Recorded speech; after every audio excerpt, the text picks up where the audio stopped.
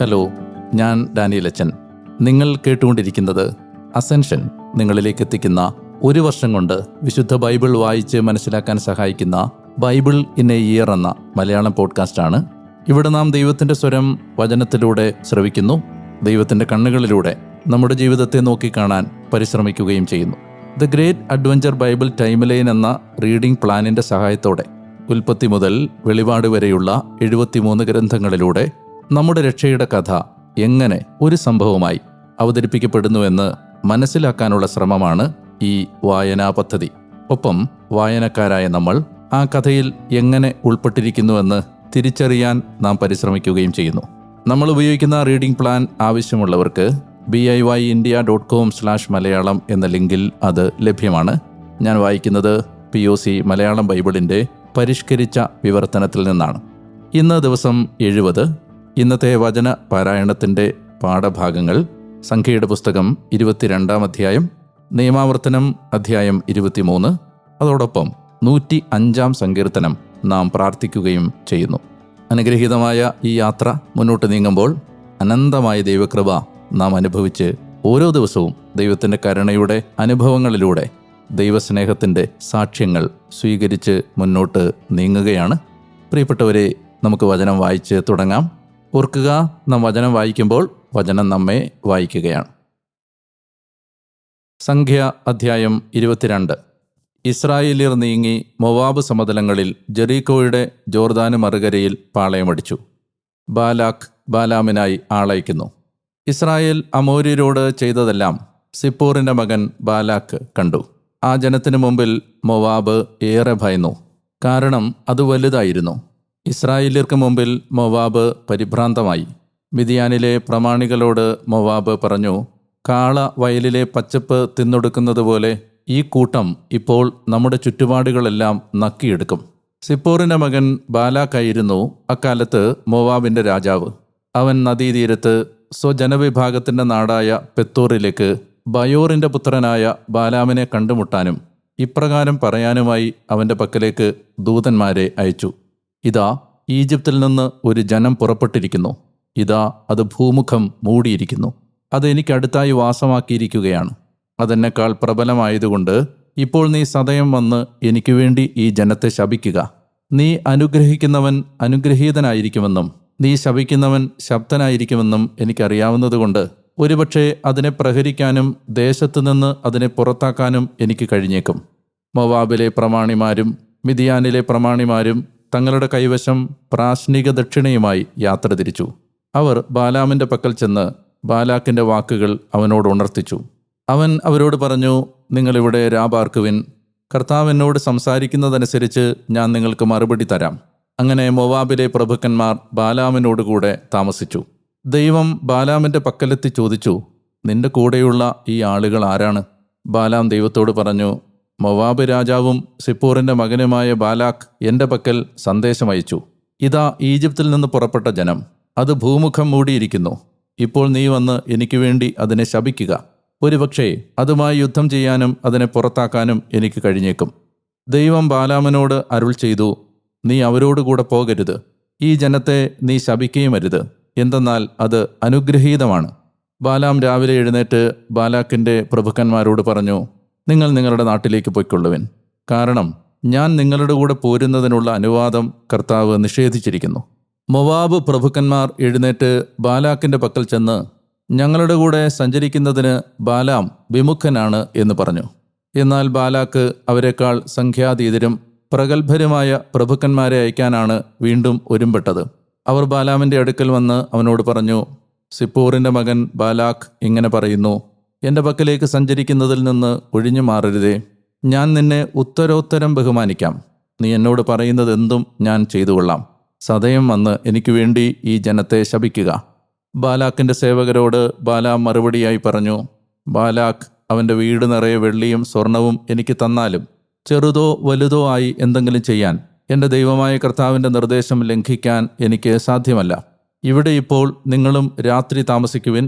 കർത്താവ് കൂടുതലായി എന്താണ് എന്നോട് സംസാരിക്കുന്നതെന്ന് ഞാൻ അറിയട്ടെ. രാത്രിയിൽ ദൈവം ബാലാമിൻ്റെ പക്കൽ വന്ന് അവനോട് പറഞ്ഞു, ആ ആളുകൾ നിന്നെ വിളിക്കാൻ വന്നതാണെങ്കിൽ നീ എഴുന്നേറ്റ് അവരോടൊപ്പം പോകുക. എന്നാൽ ഞാൻ നിന്നോട് ആജ്ഞാപിക്കുന്നതെന്തോ അതുമാത്രം നീ ചെയ്യണം. ബാലാം രാവിലെ എഴുന്നേറ്റ് തൻ്റെ കഴുതയ്ക്ക് ജീനിയിട്ടു. മോവാബ് പ്രഭുക്കന്മാരോടൊപ്പം അവൻ യാത്ര തിരിച്ചു. ബാലാമിൻ്റെ കഴുതയിലൂടെയുണ്ടായ വെളിപാട്. അവൻ യാത്ര തിരിച്ചതുകൊണ്ട് ദൈവത്തിൻ്റെ കോപം ജ്വലിച്ചു. കർത്താവിൻ്റെ ദൂതൻ അവന് പ്രതിയോഗിയായി വഴിയിൽ നിലയുറപ്പിച്ചു. അവൻ തൻ്റെ കഴുതപ്പുറത്ത് സവാരി ചെയ്യുകയായിരുന്നു. അവൻ്റെ കൂടെ അവൻ്റെ 2 ഭൃത്യന്മാരുമുണ്ടായിരുന്നു. തൻ്റെ കയ്യിൽ ഊരിയ വാളുമായി വഴിയിൽ നിലയുറപ്പിച്ചിരിക്കുന്ന കർത്താവിൻ്റെ ദൂതനെ കഴുത കണ്ടു. വഴിയിൽ നിന്ന് മാറി വയലിലൂടെ കഴുത നടന്നു തുടങ്ങി. കഴുതയെ വഴിയിലേക്ക് തിരിക്കാനായി ബാലാം അതിനെ പ്രഹരിച്ചു. അപ്പോൾ കർത്താവിൻ്റെ ദൂതൻ മുന്തിരിത്തോട്ടങ്ങളുടെ അപ്പുറവും ഇപ്പുറവും മതിലുള്ള ഇടുങ്ങിയ വഴിയിൽ നിന്നു. കർത്താവിൻ്റെ ദൂതനെ കണ്ട് കഴുത മതിലിനോട് ചേർന്ന് സ്വയം ഒതുങ്ങി. ബാലാമിൻ്റെ കാൽ മതിലിനോട് ചേർന്ന് ഉരഞ്ഞു. അവൻ അതിനെ പ്രഹരിക്കുന്നത് തുടർന്നു. കർത്താവിൻ്റെ ദൂതൻ കുറുകെ നടക്കുന്നതും തുടർന്നു. ഇടം വലം തിരിയാൻ മാർഗമില്ലാത്ത ഇടുങ്ങിയ സ്ഥലത്ത് അവൻ നിന്നു. കർത്താവിൻ്റെ ദൂതനെ കണ്ടപ്പോൾ കഴുത ബാലാമിൻ്റെ കീഴിലായി കിടന്നു കളഞ്ഞു. ബാലാമിൻ്റെ കോപം ജ്വലിച്ചു. അവൻ വടികൊണ്ട് കഴുതയെ അടിച്ചു. അപ്പോൾ കർത്താവ് കഴുതയുടെ വായി തുറന്നു. അത് ബാലാമിനോട് ചോദിച്ചു, ഈ 3 വട്ടവും നീ എന്നെ പ്രഹരിച്ചല്ലോ, ഞാൻ നിന്നോട് എന്തു ചെയ്തു? ബാലാം കഴുതയോട് പറഞ്ഞു, നീ എന്നെ പ്രകോപിപ്പിച്ചതുകൊണ്ട് തന്നെ. എൻ്റെ കയ്യിൽ വാളുണ്ടായിരുന്നെങ്കിൽ ഇപ്പോൾ തന്നെ ഞാൻ നിന്നെ കൊന്നുകളയുമായിരുന്നു. അപ്പോൾ കഴുത ബാലാമിനോട് ചോദിച്ചു, നിന്റെ കഴുതയല്ലേ ഞാൻ? ഈ ദിവസം വരെ എന്നും നീ എൻ്റെ പുറത്ത് സവാരി ചെയ്തു. ഇപ്രകാരം നിന്നോട് ചെയ്യുന്നതിന് ഞാൻ എന്നെങ്കിലും ഒരുമ്പെട്ടിട്ടുണ്ടോ? ഇല്ല, അവൻ പറഞ്ഞു. കർത്താവ് ബാലാമിൻ്റെ കണ്ണുകൾ തുറന്നു. അപ്പോൾ അവൻ കണ്ടത് കയ്യിൽ ഊരിയ വാളുമായി വഴിയിൽ നിലയുറപ്പിച്ചിരിക്കുന്ന കർത്താവിൻ്റെ ദൂതനെയാണ്. അവൻ മുഖമുട്ടെ പ്രണമിച്ച് ആരാധിച്ചു. കർത്താവിൻ്റെ ദൂതൻ ബാലാമിനോട് പറഞ്ഞു, എന്തിനെ പ്രതിയാണ് നീ നിന്റെ കഴുതയെ ഈ 3 പ്രാവശ്യവും അടിച്ചത്? എൻ്റെ മുമ്പിൽ നിന്റെ വഴി അപകടകരമായതുകൊണ്ട് ഞാനിതാ പ്രതിയോഗിയായി പുറപ്പെട്ടിരിക്കുന്നു. ഈ 3 വട്ടവും കഴുത എന്നെ കണ്ടിട്ട് എൻ്റെ മുമ്പിൽ നിന്ന് ഒഴിഞ്ഞു മാറുകയായിരുന്നു. അതങ്ങനെ എൻ്റെ മുമ്പിൽ നിന്ന് ഒഴിഞ്ഞു മാറിയില്ലായിരുന്നെങ്കിൽ ഇതിനകം ഞാൻ നിന്നെ കൊല്ലുകയും അതിനെ ജീവിക്കാൻ അനുവദിക്കുകയും ചെയ്യുമായിരുന്നു. അപ്പോൾ ബാലാം കർത്താവിൻ്റെ ദൂതനോട് പറഞ്ഞു, ഞാൻ പാപം ചെയ്തുപോയി. അങ്ങനെ കണ്ടുമുട്ടാൻ വഴിയിൽ നിലയുറപ്പിച്ചിട്ടുണ്ടെന്നത് ഞാൻ അറിഞ്ഞില്ലല്ലോ. ഇപ്പോൾ അങ്ങയുടെ ദൃഷ്ടികളിൽ ഇത് തിന്മയെങ്കിൽ ഞാൻ തിരിച്ചു പൊയ്ക്കൊള്ളാം. കർത്താവിൻ്റെ ദൂതൻ ബാലാമിനോട് പറഞ്ഞു, ആളുകളോടൊപ്പം നീ പൊയ്ക്കൊള്ളുക. എന്നാൽ ഞാൻ നിന്നോട് സംസാരിക്കുന്ന വചനം മാത്രമേ നീ സംസാരിക്കാവൂ. ബാലാക്കിൻ്റെ പ്രഭുക്കന്മാരോടുകൂടെ ബാലാം യാത്രയായി. ബാലാം മോവാബിൽ. ബാലാം വരുന്നു എന്ന് കേട്ടപ്പോൾ ബാലാക്ക് അവനെ എതിരേൽക്കാൻ അതിർത്തിയുടെ അറ്റത്തെ അർണോൻ പ്രദേശത്തോട് ചേർന്നുള്ള ഈർ മോവാബിലേക്ക് പുറപ്പെട്ടു. ബാലാക്ക് ബാലാമിനോട് ചോദിച്ചു, ഞാൻ നിന്റെ പക്കലേക്ക് നിന്നെ വിളിക്കാനായി ആകാംക്ഷയോടെ ആളയച്ചില്ലേ? എൻ്റെ പക്കലേക്ക് എന്താണ് നീ യാത്ര തിരിക്കാതിരുന്നത്? നിന്നെ ആദരിക്കാൻ ഞാൻ ഒട്ടും പ്രാപ്തനല്ല എന്നതുകൊണ്ടാണോ? ബാലാം ബാലാക്കിനോട് പറഞ്ഞു, ഇപ്പോൾ ഇതാ ഞാൻ നിന്റെ അടുത്തേക്ക് വന്നല്ലോ. എന്തെങ്കിലും പറഞ്ഞു ഫലിപ്പിക്കാൻ എനിക്കാകുമോ എന്തോ? ദൈവം എൻ്റെ വായിൽ നിക്ഷേപിക്കുന്ന വചനം അതായിരിക്കും ഞാൻ സംസാരിക്കുന്നത്. ബാലാം ബാലാക്കുമൊത്ത് നടന്നു. അവർ കിരിയാത്ത് ഹൂസോത്തിൽ ചെന്നു. ബാലാക്ക് ആടുമാടുകളെ ബലിയർപ്പിക്കുകയും ബാലാമിനും അവൻ്റെ കൂടെയുണ്ടായിരുന്ന പ്രഭുക്കന്മാർക്കും കൊടുത്തയക്കുകയും ചെയ്തു. പ്രഭാതമായപ്പോൾ ബാലാക്ക് ബാലാമിനെ കൂട്ടി അവനെ ബാമോത്ത് ബാൽമല കയറ്റി. അവിടെ നിന്ന് അവൻ ജനത്തിൻ്റെ ബാഹുല്യം ദർശിച്ചു. നിയമാവർത്തനം അധ്യായം 23. ഒരാളും തൻ്റെ പിതാവിൻ്റെ ഭാര്യയെ പരിഗ്രഹിക്കരുത്. തൻ്റെ പിതാവിൻ്റെ ഉടയാട അനാവരണം ചെയ്യരുത്. കർത്താവിൻ്റെ സംഘത്തിൽ പ്രവേശനം. വൃഷണം ചതഞ്ഞുടഞ്ഞതോ ഛേദിക്കപ്പെട്ടതോ ആയ ഒരാൾ കർത്താവിൻ്റെ സംഘത്തിൽ പ്രവേശിക്കരുത്. ജാരസന്തതി കർത്താവിൻ്റെ സംഘത്തിൽ പ്രവേശിക്കരുത്. അവൻ്റെ 10ാമത്തെ തലമുറയുൾപ്പെടെ കർത്താവിൻ്റെ സംഘത്തിൽ പ്രവേശിക്കരുത്. അമ്മോൻകാരനോ മൊവാബുകാരനോ കർത്താവിൻ്റെ സംഘത്തിൽ പ്രവേശിക്കരുത്. അവരുടെ 10ാമത്തെ തലമുറ പോലും കർത്താവിൻ്റെ സംഘത്തിൽ ഒരിക്കലും പ്രവേശിക്കരുത്. എന്തെന്നാൽ നിങ്ങൾ ഈജിപ്തിൽ നിന്ന് പുറപ്പെട്ടു പോരുന്ന വഴിക്ക് അവർ നിങ്ങളെ അപ്പവും വെള്ളവുമായി സ്വീകരിച്ചില്ലെന്ന് മാത്രമല്ല, നിന്നെ ശപിക്കാനായി അവൻ അറാം നഹറായിമിലെ പെത്തോറിൽ നിന്ന് ബയോറിൻ്റെ മകനായ ബാലാമിനെ നിനക്കെതിരെ കൂലിക്ക് നിയോഗിക്കുകയും ചെയ്തു. എങ്കിലും നിന്റെ ദൈവമായ കർത്താവ് ബാലാമിനെ കേൾക്കാൻ മനസ്സായില്ല. നിന്റെ ദൈവമായ കർത്താവ് ശാപത്തെ നിനക്കുള്ള അനുഗ്രഹമാക്കി മാറ്റി. എന്തെന്നാൽ നിന്റെ ദൈവമായ കർത്താവ് നിന്നെ സ്നേഹിക്കുന്നു. നിന്റെ ആയുഷ്കാലത്തൊരിക്കലും അവരുടെ ക്ഷേമമോ നന്മയോ നീ അന്വേഷിക്കരുത്. ഏദോംകാരനെ നീ വെറുക്കരുത്, അവൻ നിന്റെ സഹോദരൻ തന്നെ. ഈജിപ്തുകാരനെ നീ വെറുക്കരുത്, എന്തെന്നാൽ നീ അവൻ്റെ നാട്ടിൽ പ്രവാസിയായിരുന്നു. അവർക്ക് ജനിക്കുന്ന മക്കൾ, അതായത് അവരുടെ 3-ാം തലമുറ കർത്താവിൻ്റെ സംഘത്തിൽ പ്രവേശിച്ചു കൊള്ളട്ടെ. പാളയത്തിൻ്റെ വിശുദ്ധി.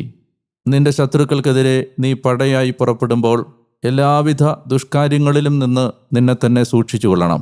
നിശാസ്ഖലനത്താൽ നിന്റെ മധ്യേ ഒരാൾ ശുദ്ധിയില്ലാത്തവനായി തീർന്നാൽ അവൻ പാളയത്തിന് പുറത്തേക്ക് പോകട്ടെ. പാളയത്തിനകത്തേക്ക് അവൻ പ്രവേശിക്കരുത്. സായാഹ്നമാകുമ്പോൾ ജലം കൊണ്ട് കഴുകി സൂര്യാസ്തമയത്തോടെ അവൻ പാളയത്തിനകത്തേക്ക് വരികയും ചെയ്യട്ടെ. പാളയത്തിന് പുറത്ത് നിനക്ക് വെളിമ്പറമ്പുണ്ടായിരിക്കണം. അവിടെ പുറത്ത് നിനക്ക് വിസർജിക്കാം. നിന്റെ സാമഗ്രികളോടൊപ്പം നിനക്കൊരു കുത്തുപാരയും ഉണ്ടായിരിക്കണം. നീ വെളിക്കിറങ്ങുമ്പോൾ അതുകൊണ്ട് കുഴികുത്തുകയും തിരിഞ്ഞ് നിന്റെ വിസർജ്യം മൂടുകയും വേണം. നിന്നെ രക്ഷിക്കാനും നിന്റെ ശത്രുക്കളെ നിന്റെ മുമ്പിൽ ഏൽപ്പിച്ചു തരാനും നിന്റെ ദൈവമായ കർത്താവ് നിന്റെ പാളയമധ്യേ സഞ്ചരിക്കുന്നതുകൊണ്ട് നിന്റെ പാളയങ്ങൾ വിശുദ്ധമായിരിക്കണം. അറപ്പുണ്ടാക്കുന്നതെന്തെങ്കിലും നിന്നിൽ കണ്ടിട്ട് അവിടുന്ന് നിന്റെ പക്കൽ നിന്ന് പിന്തിരിഞ്ഞു പോകാതിരിക്കട്ടെ. വിവിധ നിയമങ്ങൾ. യജമാനൻ്റെ അടുത്തുനിന്ന് രക്ഷപ്പെട്ട് നിന്റെ അടുക്കലെത്തിയ ഒരടിമയെ അവൻ്റെ യജമാനന് നീ ഏൽപ്പിച്ചു കൊടുക്കരുത്. അവൻ തിരഞ്ഞെടുക്കുന്ന നിന്റെ ഏതെങ്കിലും ഒരു പട്ടണത്തിൽ അവന് യോജിച്ച ഒരിടത്ത് നിന്നോടുകൂടെ അവൻ വസിച്ചുകൊള്ളട്ടെ. അവനെ നീ പീഡിപ്പിക്കരുത്. ഇസ്രായേൽ പുത്രിമാരിലാരും ദേവദാസിയാകരുത്. ഇസ്രായേൽ പുത്രന്മാരിലാരും ദേവദാസനാകരുത്. വേശ്യയുടെ കൂലിയോ നായയുടെ പ്രതിഫലമോ നിന്റെ ദൈവമായ കർത്താവിൻ്റെ ഭവനത്തിലേക്ക് ഏതെങ്കിലും നേർച്ച ഇനമായി നീ കൊണ്ടുവരരുത്. ഇവ രണ്ടും നിന്റെ ദൈവമായ കർത്താവിന് നിന്ദ്യമാണ്. പലിശയ്ക്ക് പണമോ ഭക്ഷ്യമോ എന്തെങ്കിലും സാധനമോ അത് പലിശയ്ക്ക് കൊടുക്കാവുന്നതാണെങ്കിൽ കൂടി നിന്റെ സഹോദരന് നീ പലിശയ്ക്ക് കൊടുക്കരുത്. എന്നാൽ അന്യജനത്തിന് പലിശയ്ക്ക് കൊടുക്കാം. നീ കൈവശമാക്കാൻ പോകുന്ന ദേശത്ത് നിന്റെ സകല കരവേലയിലും നിന്റെ ദൈവമായ കർത്താവ് നിന്നെ അനുഗ്രഹിക്കേണ്ടതിന് നിന്റെ സഹോദരന് നീ പലിശയ്ക്ക് കൊടുക്കരുത്. നിന്റെ ദൈവമായ കർത്താവിന് നീ ഒരു നേർച്ച നേർന്നാൽ അത് നിറവേറ്റാൻ വൈകരുത്. നിന്റെ ദൈവമായ കർത്താവ് നിശ്ചയമായും അതിൻ്റെ കണക്ക് ചോദിക്കും. അങ്ങനെ അത് നിന്നിൽ പാപമായി പരിണമിക്കും. എന്നാൽ നേർച്ച നേരുന്നത് നീ ഒഴിവാക്കിയാൽ അത് നിന്നിൽ പാപമായി പരിണമിക്കുകയില്ല. നിന്റെ അധരങ്ങളിൽ നിന്ന് പുറപ്പെട്ടത് നീ സൂക്ഷിക്കുകയും പാലിക്കുകയും വേണം. എന്തെന്നാൽ നിന്റെ ദൈവമായ കർത്താവിന് നീ നേർന്നിരിക്കുന്നത് നിന്റെ അധരം കൊണ്ട് പ്രഖ്യാപിച്ച സ്വാഭീഷ്ട കാഴ്ചയാണ്. നിന്റെ അയൽക്കാരൻ്റെ മുന്തിരിത്തോട്ടത്തിലൂടെ കടന്നു പോകുമ്പോൾ മനതൃപ്തിയാവോളം നിനക്ക് മുന്തിരി ഭക്ഷിക്കാം. എന്നാൽ നിന്റെ കുട്ടയിലേക്കിടരുത്. നിന്റെ അയൽക്കാരൻ്റെ കതിർ വയലിലൂടെ കടന്നു പോകുമ്പോൾ നിനക്ക് കൈകൊണ്ട് കതിർമണികൾ പറിക്കാം. എന്നാൽ നിന്റെ അയൽക്കാരൻ്റെ കതിരിന്മേൽ നീ അരിവാൾ വെക്കരുത്. സങ്കീർത്തനങ്ങൾ 105. ഇസ്രായേലിനെ നയിച്ച ദൈവം. കർത്താവിന് നിങ്ങൾ കൃതജ്ഞതയർപ്പിക്കുവിൻ. തിരുനാമം വിളിച്ചപേക്ഷിക്കുവിൻ. അവിടുത്തെ കൃത്യങ്ങൾ ജനങ്ങൾക്കിടയിൽ അറിയിക്കുവിൻ. അവിടുത്തേക്ക് ഗാനമാലപിക്കുവിൻ. അവിടുത്തെ പ്രകീർത്തിക്കുവിൻ. അവിടുത്തെ എല്ലാ വിസ്മയകൃത്യങ്ങളെയും കുറിച്ച് ധ്യാനിക്കുവിൻ. അവിടുത്തെ വിശുദ്ധ നാമത്തിൽ അഭിമാനിക്കുവിൻ. കർത്താവിനെ അന്വേഷിക്കുന്നവരുടെ ഹൃദയം സന്തോഷിക്കട്ടെ. കർത്താവിനെയും അവിടുത്തെ ബലവും അന്വേഷിക്കുവിൻ. നിരന്തരം അവിടുത്തെ മുഖം തേടുവിൻ. അവിടുന്ന് ചെയ്ത വിസ്മയകൃത്യങ്ങൾ, അവിടുത്തെ അത്ഭുതങ്ങളും ന്യായവിധി പ്രസ്താവങ്ങളും ഓർക്കുവിൻ. അവിടുത്തെ ദാസനായ അബ്രാഹത്തിൻ്റെ സന്തതി, അവിടുത്തെ തിരഞ്ഞെടുക്കപ്പെട്ടവരായ യാക്കോബിരെ. അവിടുന്നാണ് നമ്മുടെ ദൈവമായ കർത്താവ്. അവിടുത്തെ ന്യായവിധികൾ ഭൂമി മുഴുവനിലുമുണ്ട്. അവിടുന്ന് തൻ്റെ ഉടമ്പടി എന്നേക്കും അനുസ്മരിച്ച് 1000 തലമുറയോട് വചനം അനുശാസിച്ചിരിക്കുന്നു. അതവിടുന്ന് അബ്രാഹത്തോട് ചെയ്തതാണ്. ഇസഹാക്കിനോടുള്ള അവിടുത്തെ ശപഥവുമാണ്. അത് യാക്കോബിനൊരു ചട്ടമായും ഇസ്രായേലിന് ശാശ്വതമായ ഒരു ഉടമ്പടിയായും നിലനിർത്തിക്കൊണ്ട് അവിടുന്ന് അരുൾ ചെയ്തു, നിങ്ങളുടെ അവകാശവിഹിതമായി കാനാൻ നാട് നിനക്ക് ഞാൻ നൽകും. അതിൽ എണ്ണത്തിൽ തുലവും കുറഞ്ഞവരും പരദേശികളുമായിരിക്കെ അവർ ഒരു ജനതയിൽ നിന്ന് മറ്റൊരു ജനതയിലേക്ക്, ഒരു രാജ്യത്ത് നിന്ന് മറ്റൊരു ജനത്തിലേക്ക് അലഞ്ഞു നടന്നിരുന്നു. അവരെ പീഡിപ്പിക്കാൻ മനുഷ്യനെ അവിടുന്ന് അനുവദിച്ചില്ല. അവരെ പ്രതി അവിടുന്ന് രാജാക്കന്മാരെ ശകാരിച്ചു. എൻ്റെ അഭിഷിക്തരെ തൊട്ടുപോകരുത്, എൻ്റെ പ്രവാചകർക്ക് ഉപദ്രവം ചെയ്യരുത്. അവിടുന്ന് നാടിനുമേൽ ക്ഷാമം വിളിച്ചു വരുത്തി അപ്പത്തിൻ്റെ കോലെല്ലാം ഒടിക്കുകയും ചെയ്തു. അവിടുന്ന് അവർക്ക് മുമ്പേ ഒരുവനെ അയച്ചു. ജോസഫ് അടിമയായി വിൽക്കപ്പെട്ടു. അവർ അവൻ്റെ കാലുകൾ വിലങ്ങുകൊണ്ട് പീഡിപ്പിച്ചു. അവൻ്റെ കഴുത്തിരുമ്പ് പട്ടയിലായി. അവൻ്റെ വചനം നിറവേറിയ സമയം വരെ കർത്താവിൻ്റെ വചസ് അവനെ അഗ്നിശോധന ചെയ്തു. രാജാവ് ആളയച്ചു. ജനങ്ങളുടെ ഭരണകർത്താവ് അവനെ വിടുവിച്ചു. അദ്ദേഹം അവനെ സ്വതന്ത്രനാക്കി. അദ്ദേഹം അവനെ തൻ്റെ ഭവനത്തിന് നാഥനും തൻ്റെ സമ്പത്തിൻ്റെ എല്ലാം ഭരണകർത്താവുമായി നിയമിച്ചു. അദ്ദേഹത്തിൻ്റെ പ്രഭുക്കന്മാരെ യഥേഷ്ടം നിയന്ത്രിക്കാൻ അദ്ദേഹത്തിൻ്റെ ശ്രേഷ്ഠന്മാരെ അവൻ ജ്ഞാനമതികളാക്കി. തുടർന്ന് ഇസ്രായേൽ ഈജിപ്തിലേക്ക് വന്നു. യാക്കോബ് ഹാമിൻ്റെ നാട്ടിൽ പ്രവാസിയായി. ദൈവം തൻ്റെ ജനത്തെ ഏറെ പെരുകാനിടയാക്കി അതിനെ തൻ്റെ വൈരികളെക്കാൾ പ്രബലരാക്കി. തൻ്റെ ജനത്തെ വെറുക്കാൻ, തൻ്റെ ദാസരോട് കൗശലം കാണിക്കാൻ അവിടുന്ന് അവരുടെ ഹൃദയം മാറ്റിമറിച്ചു. അവിടുന്ന് തൻ്റെ ദാസനായ മോശയെയും താൻ തിരഞ്ഞെടുത്ത അഹറോനെയും അയച്ചു. അവരുടെ ഇടയിൽ അവിടുത്തെ അടയാളങ്ങളുടെ കാര്യങ്ങളും ഹാമിൻ്റെ ദേശത്ത് അത്ഭുതങ്ങളും അവർ പ്രകടമാക്കി. അവിടുന്ന് അന്ധകാരമായി ചിരുട്ടാക്കി. അവർ അവിടുത്തെ ബാധകൾ ചെറുത്തു നിന്നില്ല. അവിടുന്ന് അവരുടെ ജലാശയങ്ങൾ രക്തമായി മാറ്റി അവരുടെ മത്സ്യഗണത്തെ നിഹനിച്ചു. അവരുടെ നാട് നിറയെ തവളകളായി അവരുടെ രാജാക്കന്മാരുടെ ഉൾമുറികളിലും. അവിടുന്ന് കൽപ്പിച്ചു, ഈച്ചക്കൂട്ടം വന്നു. അവരുടെ പ്രദേശത്തെങ്ങും പേനുകളും. അവിടുന്ന് അവരുടെ മഴകളായി കന്മഴ കൊടുത്തു. അവരുടെ നാട്ടിൽ മിന്നൽ പിണറുകളും. അവിടുന്ന് അവരുടെ മുന്തിരിച്ചെടിയും അത്തിവൃക്ഷവും നശിപ്പിച്ചു. അവരുടെ പ്രദേശത്തെ വൃക്ഷഗണം തകർത്തു. അവിടുന്ന് കൽപ്പിച്ചു, വെട്ടുക്കിളിഗണം വന്നു. അസംഖ്യമായി പച്ചക്കുതിരഗണവും. അവ അവരുടെ നാട്ടിലെ സകല സസ്യവും തിന്നു. അവരുടെ നിലത്തിൻ്റെ ഫലം തിന്നൊടുക്കി. അവരുടെ നാട്ടിലെ കടിഞ്ഞൂലിനെയെല്ലാം സകല പൗരുഷത്തിനുമുള്ള ആദ്യഫലം അവിടുന്ന് സംഹരിച്ചു. അനന്തരം അവിടുന്ന് അവരെ സ്വർണത്തോടും വെള്ളിയോടും കൂടെ പുറത്തു കൊണ്ടുവന്നു. അവിടുത്തെ ഗോത്രങ്ങളിലൊന്നിനും കാലിടറിയില്ല. അവരുടെ പുറപ്പാടിൽ ഈജിപ്തുകാർ സന്തോഷിച്ചു. എന്തെന്നാൽ അവരെപ്പറ്റിയുള്ള ഭീതി അവരുടെ മേൽ നിപതിച്ചിരുന്നു. അവിടുന്ന് തണലിനു വേണ്ടി ഒരു മേഘവും രാത്രിയെ പ്രകാശിപ്പിക്കാൻ അഗ്നിയും വിരിച്ചു. അവർ ചോദിച്ചു, അവിടുന്ന് കാടപ്പക്ഷിഗണത്തെ വരുത്തി. ആകാശത്തിൻ്റെ അപ്പം കൊണ്ട് അവിടുന്ന് അവരെ തൃപ്തിപ്പെടുത്തി. അവിടുന്ന് പാറ തുറന്നു, വെള്ളം പൊട്ടിയൊഴുകി. അത് ഉണങ്ങിയ ഇടങ്ങളിലൂടെ നദിയായി പ്രവഹിച്ചു. എന്തെന്നാൽ അവിടുന്ന് തൻ്റെ വിശുദ്ധ വാഗ്ദാനത്തെ, തൻ്റെ ദാസനായ അബ്രാഹത്തെ അനുസ്മരിച്ചു. അവിടുന്ന് തൻ്റെ ജനത്തെ ആനന്ദത്തോടെ, തൻ്റെ തിരഞ്ഞെടുക്കപ്പെട്ടവരെ ആർപ്പുവിളിയോടെ പുറത്തെത്തിച്ചു. ജനപദങ്ങളുടെ അധ്വാന ഫലം അവർ കൈയടക്കും വിധം അവിടുന്ന് ജനതകളുടെ ദേശങ്ങൾ അവർക്ക് നൽകി. അവർ അവിടുത്തെ ചട്ടങ്ങൾ പാലിക്കാനും നിയമങ്ങൾ കാത്തുസൂക്ഷിക്കാനുമായിരുന്നു അത്. ഹല്ലേലൂയ. പ്രിയമുള്ളവരെ, ഹല്ലേലൂയ പറഞ്ഞുകൊണ്ടാണ് ഇന്നത്തെ സങ്കീർത്തന വായന അവസാനിച്ചത്. ഓരോ വചന വായനയ്ക്ക് ശേഷവും സന്തോഷത്തോടെ പറയാവുന്ന ദൈവസ്തുതിയുടെ വാക്കാണ് ഹല്ലേലൂയ. നമ്മൾ സംഖ്യയുടെ പുസ്തകത്തിൽ 22-ാമത്തെ അധ്യായം മുതൽ കാണുന്നത് 22, 23, 24, 25 ഈ അധ്യായങ്ങളിലെല്ലാം ഇന്ന് കാണുന്നതും ഇനി കാണാൻ പോകുന്നതും മൊവാബ്യ രാജാവായ സിപ്പോറിൻ്റെ മകൻ ബാലാക്ക് ഇസ്രായേൽ ജനതയുടെ മരുഭൂമിയിലൂടെയുള്ള വരവും സീഹോനോടും ഓഗിനോടും അവർ ചെയ്തതും മനസ്സിലാക്കി യഥാർത്ഥത്തിൽ നന്നായി ഭയപ്പെട്ടു. തൻ്റെ സൈന്യത്തെക്കൊണ്ട് ഇസ്രായേലിനെ തോൽപ്പിക്കാൻ കഴിയില്ല എന്ന് മനസ്സിലാക്കുന്ന സമയത്താണ് അദ്ദേഹം തികച്ചും പൈശാചികമായ ഒരു മാർഗത്തിലൂടെ ഇസ്രായേലിൻ്റെ ശക്തി ക്ഷയിപ്പിക്കാൻ കഴിയുമെന്ന് വിചാരിച്ച് മന്ത്രവാദത്തെ കൂട്ടുപിടിക്കുന്നത്. സത്യത്തിൽ ഇന്നും ഇത്തരം മാർഗങ്ങൾ അവലംബിക്കുന്നവരുടെ എണ്ണം കുറവല്ല എന്ന് തിരിച്ചറിയാൻ നമുക്ക് കഴിയുന്നുണ്ട്. പല ആളുകളും പലരുടെയും നാശം ആഗ്രഹിച്ചുകൊണ്ട് ആഭിചാരത്തെയും മന്ത്രവാദത്തെയും സാത്താൻ സേവകളെയും പൈശാചികമായ തിന്മയുടെ മാർഗങ്ങളെയും കൂട്ടുപിടിക്കുന്നത്, ആ കൂട്ടുപിടിച്ച് പൈശാചിക മാർഗങ്ങൾ അവലംബിച്ച് സ്വയം നാശത്തിലൊടുങ്ങുന്നത് കാലികമായ വായനകളുള്ള ഒരു യാഥാർത്ഥ്യമാണ്. യഥാർത്ഥത്തിൽ ബാലാമിന് സംഭവിക്കുന്നതും ഇതേ നാശം തന്നെയാണ്. മൊവാബ്യ രാജാവായിരുന്ന ബാലാക്ക് ഇസ്രായേലിനെ നശിപ്പിക്കാനായി ഈ മന്ത്രവാദിയെ കൂട്ടുവിളിക്കുന്നു. അദ്ദേഹത്തിൻ്റെ ആവശ്യം ബാലാം വന്ന് ഇസ്രായേലിനെ ശപിക്കണം എന്നതാണ്. എന്നാൽ ഈ യാത്രാമാർഗത്തെ ദൈവം തടയുന്നതായിട്ട് നമ്മൾ കാണുകയാണ്. ദൈവം നേരിട്ട് പോകരുത് എന്ന് ആദ്യം ഒരു മുന്നറിയിപ്പ് നൽകുന്നു. ബാലാമിൻ്റെ ഹൃദയം മുഴുവൻ ശക്തമായ ദുരാഗ്രഹം, ദ്രവ്യാഗ്രഹം നിറഞ്ഞിരുന്നത് കൊണ്ട് ദൈവത്തിൻ്റെ നിർദ്ദേശത്തെ അവഗണിച്ച് അയാൾ പോകാൻ ഒരുങ്ങുന്നു. ഇവിടെയാണ് തികച്ചും അപ്രതീക്ഷിതമായൊരു മാർഗത്തിലൂടെ ബാലാമിൻ്റെ ദുരുദ്ദേശത്തെ ദൈവം തിരുത്താൻ ശ്രമിക്കുന്നത്. അദ്ദേഹത്തിൻ്റെ കഴുത അദ്ദേഹത്തോട് സംസാരിക്കുകയാണ്.